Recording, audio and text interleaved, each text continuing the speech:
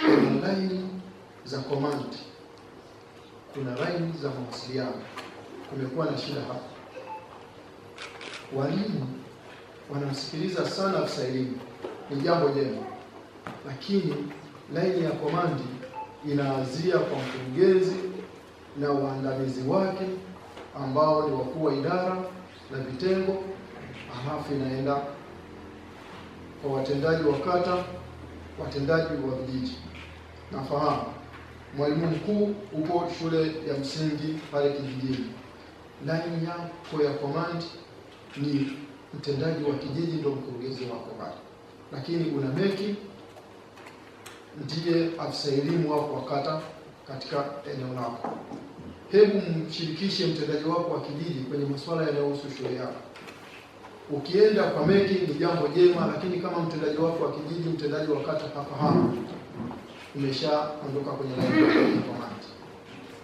Halikadhalika tuna wakuu wetu wafawidhi wa zahanati na vituo vya afya.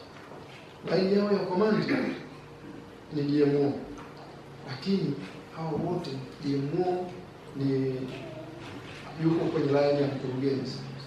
Kule kuna mtendaji wa kata, kuna mtendaji wa kijiji. Zahanati ipo kwenye kijiji, kituo cha afya kipo kwenye kata.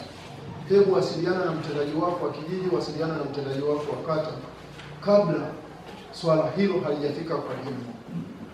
Tunatembea huko kwenye ziara na mheshimiwa, kuna mambo yanainuka ambayo ni madogo, yangeweza kujadiliwa kwenye VC au kwenye kamati, lakini tu kwa sababu yameruka yakamtafuta DMO au msaidizi sekondari au msingi, maskini mtendaji wa kijiji anaulizwa hajui, mtendaji wa kata hajui.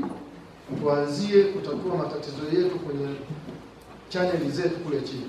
Yanapotushinda yana ngazi zake. Mtendaji wa kijiji akishindwa atamweleza mtendaji wake wa kata, hali kadhalika itafika kwa mkurugenzi.